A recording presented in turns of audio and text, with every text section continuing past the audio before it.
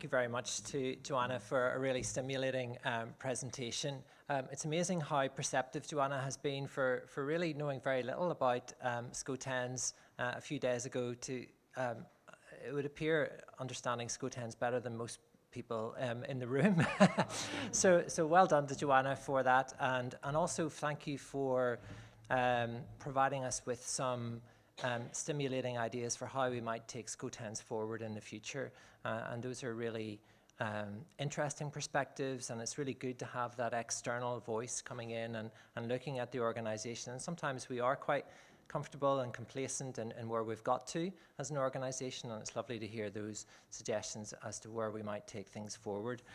I'm very conscious of time, and what I'm going to suggest is, rather than opening this to the floor, because I know we would have easily half an hour of questions, I'm going to suggest that if you do have questions, then over lunch might be the opportunity, probably slightly less threatening for Joanna as well, if you would ask those questions in that setting rather than from the floor now. And I think that's just in the interest of time as well, so apologies for that.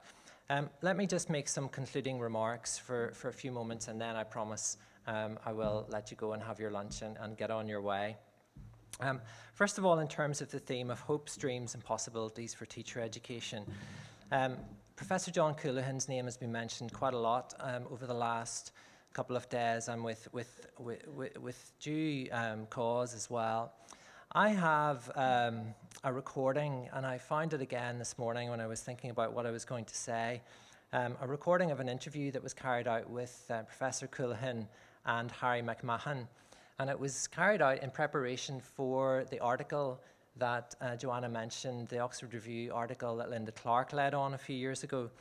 And it was a conversation between John Colohan and Harry McMahon in John's house, and it's an absolutely fascinating account of how SCO-10s emerged, you know, how it happened, and I won't go into all the detail of that. There's a paper to be written about that at some stage, but a fascinating encounter. And at one stage, John says, you know, the interest in this is because really the education systems north and south, and he says there are two systems operating from parent trees, different trees from parent trees. And it made me think of our rather enigmatic cover design for this year's program, if you take a look at that. And you know, we're not quite sure what it is, but there's certainly some botanical references there as well. That perhaps this all ties in beautifully, even though we hadn't planned it this way. That essentially there are two systems operating from the same parents. And John in that interview also talks about a common shared heritage and talks about the common respect for education that is very present in Ireland, north and south of the border. So that's the first reflection, I suppose, that we are two systems operating from parent trees. The second reflection is going back to 2016. And that was the conference that we held in Armagh, and many of you will have been there and remember Etienne Wenger, the social learning theorist, who came as our keynote speaker that year instead for the entire conference as well, and engaged in the doctoral roundtable like Joanna did. It was a tremendous opportunity. Clearly, Etienne Wenger talks a lot about communities of practice, but in some of his more recent work that we wrote about actually in an article for the Oxford Review, he talks about multiple landscapes of practice. So rather than simply focusing on one community of practice, which of course he's much better known for, he also talks in later work about multiple landscapes of practice, and they can be contested. And there can be challenge and tension and conflict as people negotiate between those different landscapes of practice. Participants can experience boundary encounters. They can cross boundaries, but it's not always straightforward, and it's not always without tension and conflict. But SCO-10s in that perspective therefore acts as what Wenger talks about as a brokering agent, as providing the opportunity for that boundary encounter and that boundary crossing. And that's something that I think we should be very proud of in SCO-10s, that we've been doing that for 20 years. We don't always get it right. Not everybody has the same experience of SCO-10s, but in many instances, boundaries have been crossed and relationships have been formed and friendships have been formed as well as a result of that work.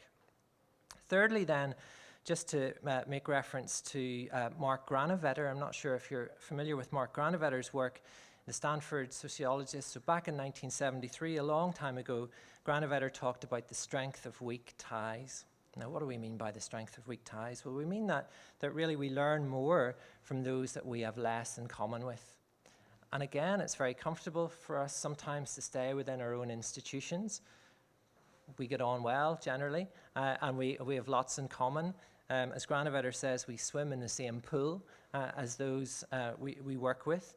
It's often more comfortable as well to stay within our own jurisdiction, because we definitely have more in common there. We're familiar with the curriculum, we're familiar with what teacher education looks like, lots of cultural similarities and so on. But what Granovetter says is that actually those close acquaintances are precisely the ones that we learn least from. And actually the encouragement then is to move forward and beyond those close acquaintances and to appreciate the strength of weak ties. So in a way, SCO-TENS is the embodiment of that as well, isn't it? That often when we come into the atmosphere and the culture of SCO-TENS, we may not actually be very familiar with other people, even within our own jurisdiction. And of course, there's a great opportunity to touch base with those in other IT institutions across our own jurisdiction, but even less contact and even less understanding perhaps with those in the other jurisdiction. So it's an endorsement, I suppose, of the work of SCO-TENS and the importance of the strength of weak ties. Finally then, just to say, and I was very impressed by all three keynote addresses. We've been really spoilt during this conference by all three outstanding keynote addresses. But to go back to something that Ian mentioned yesterday, and the Václav Havel quote about hope being a state of the soul, and I want to leave you with that thought, that rather than a response to the evidence, hope is a state of the soul. And I think SCO-TENS embodies that and has done for 20 years. And this is quite rightfully a celebration of 20 years of a unique organization which crosses the contested borders and brings people together. We've celebrated this year, but don't despair. Next year we can celebrate again, because it's the 21st birthday of SCO-TENS. It's the coming of age. I remember Linda Clark telling us about that. She's not here today, but it's the coming of age next year. So let's do it all again. We can celebrate again for the 21st anniversary of this wonderful organization. Before I finish, let me just make some official thanks from the front today, FMA. First of all, our three keynote speakers. As I said, we've had outstanding speakers this time. Professor Teresa Kremen, who's still with us, Professor Ian Mentor, who's still here, and of course, Professor Joanna Madelinska-Michalak, who concluded our conference today. Thanks also to other speakers, Dr. Mark Brown, Permanent Secretary at the Department of Education. It was extremely significant that Mark Brown was here as a Permanent Secretary of the Department of Education. The funding is now back in place from the Northern Irish Department, as it has been throughout from the Southern Department, and we're very pleased and we're delighted to have Mark here yesterday. Yvonne Jackson, I'm not sure if Yvonne is still here, but from the Shared Island Unit, and as Andy Pollock mentioned earlier, the significance of that €100,000 additional investment into research across the island has been incredibly important. Look at what we've done with those small seed funding pots of £4,000 to £6,000, but to have €25,000 for the Shared Island projects, and some of those we've celebrated this weekend, have been absolutely outstanding. Thank you as member organisations as well. So part of the funding comes from government, but of course much of it comes from the member organisations, and I know from our perspective as well just how tight budgets are in organisations in Northern Ireland and in the Republic. So please do pass on our thanks to the budget holders who are continuing to support SCO-TENS through the membership fees. The panel, as I said this morning, I thought was outstanding as well. Teresa, Andy, Tomas, Rachel and Jeffrey. The presenters at the roundtable conversations, there were 12 or 13 pairs, so probably 25 or 26 individuals who presented, and this was a new format this year. I think it's worked extremely well. We weren't sure how this was going to go, let's be honest, but I think it worked really well. Slightly more informal, more natural conversations, and I hope we'll be keen to get your feedback on that, but I think from what I've seen and heard, I think it went very successfully, and thanks to Des for helping to set that up. To our co-chairs, Maria and Gabriel, who of course isn't here this morning today, thank you. And to the committee members, we have a dedicated committee of volunteers really who are doing this work above and beyond their day jobs, and this would not happen without all of their input and all of their effort. In particular, there's a conference subcommittee. I didn't sit on that conference subcommittee, so thank you to them because they have put in many hours of additional work to make this conference the success that it has been. To our AV team for keeping us right, and our camera crew and photographers and so on, all the behind the scenes team which have really done a sterling job in keeping the conference running very, very smoothly. I have to thank two people in particular though, and that is from the Centre for Cross-Border Studies. Their director, Anthony Suarez, who was here yesterday. You probably received your badge from Anthony when you arrived yesterday. And they are the secretariat for SCO-TENS and have been from the very outset. SCO-TENS could not operate without the Centre for Cross-Border Studies and without Anthony.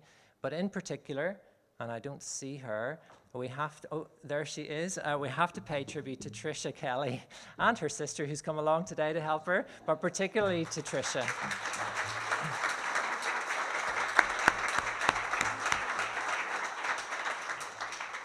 All of the detail of this conference, from the table labels and signs to the booking, the registration, all the fine detail, I can take no credit for this whatsoever. It's all down to Tricia. So Tricia, on behalf of the conference, we are indebted to you for your continued efforts to support SCO-TENS right through the year, but particularly for putting together a conference like this, which she does so graciously and always with a smile on her face. Nothing is too much trouble for Tricia. So I hope I haven't forgotten anybody. If I have, it's purely an oversight on my part, and I apologize. But thank you, all of you, of course, as delegates, for coming along and for giving up your time at a very busy period of the year as well. Safe travels home this afternoon. And as I said, we look forward to welcoming you back next year for the 21st anniversary celebrations of SCO-TENS. Thank you very much.